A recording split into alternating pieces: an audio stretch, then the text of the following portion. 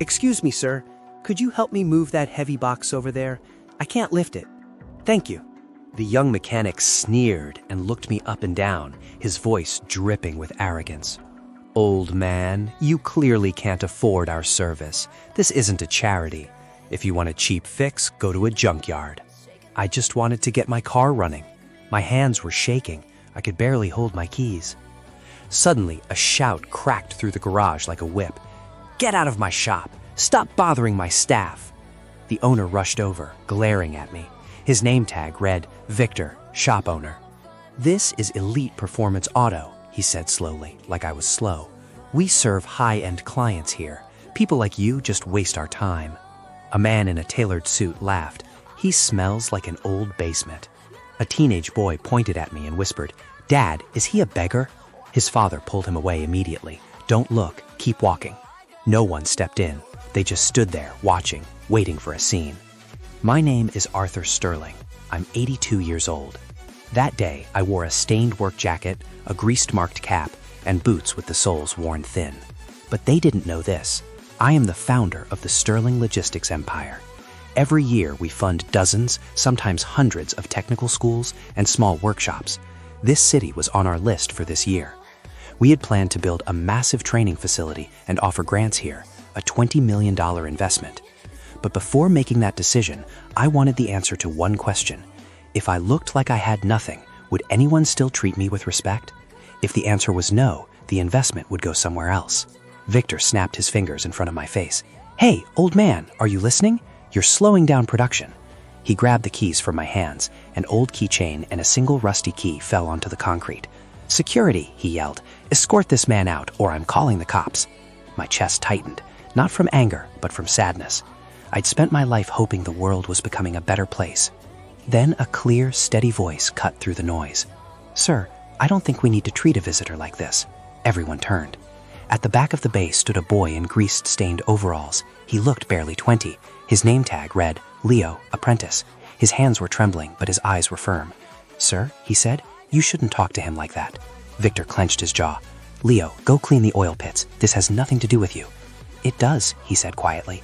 He's a person looking for help, and even if he wasn't, he deserves dignity. The garage fell silent. Leo walked past Victor, knelt down, and picked up my keys. He looked up at me. Sir, are you okay? Is there anything I can do for you? I swallowed. I don't have much on me today. I just wanted to get my engine checked so I could get home. He glanced at the office, then back at me. Please wait by the bench, he said. I'll handle this. Victor sneered. Is this kid trying to get himself blacklisted? Leo walked to the supply counter and pulled out a small envelope. It was his monthly stipend. Without hesitation, he signed for the parts needed, used his own cash for the shop fee, and processed the work order. When he came back, his face was flushed. Here are your keys, he said softly, handing them back. New spark plugs and oil change, and I tightened the belt. It's all taken care of. I looked at him. Son, I can't let you pay for this. He shook his head. You're not letting me. I'm choosing to do it. Victor stormed over. Leo, pack your tools. You're fired. Tears filled the boy's eyes, but he didn't move. If helping a person means losing this apprenticeship, he said, then this career isn't worth starting. He gently placed the service receipt in my hand. My grandfather always says, if you only show respect when it's profitable, that's not character. That's just a transaction. He forced a smile. His hands were shaking. I couldn't just stand by and watch. I looked at this boy. He had just given his entire month's pay to a stranger and lost his future for it. Slowly, I reached into my jacket and pulled out a thick black envelope. My seal was stamped in the corner. I placed it in his hands. Leo, I said, when you get home tonight, sit down with your family. Open this envelope and read every line. Victor scoffed. Old man, stop giving the kid trash. I didn't explain. I calmly pulled out my card case, took one card, and handed it to him. Just read it, I said. He grabbed it roughly, then went dead silent. The card read, Arthur Sterling, CEO, Sterling Global. The bay went quiet. Someone whispered, Wait, Sterling Global? Another gasped, the billionaire who owns the shipping ports? Victor looked up at me. All his bravado disappeared. I turned to the workers. I came here today to see the heart of this business. Instead, I found pride, insult, and a lack of basic decency. I pointed to Leo. He was the only one who saw a human being, not a problem. Then I looked at Victor. Tomorrow, my legal team will contact your landlord. This shop was one signature away from becoming our primary regional hub. Today, you lost that future. People gasped. I turned back to Leo. But you, I said gently, lost nothing today. You gained a career. I smiled.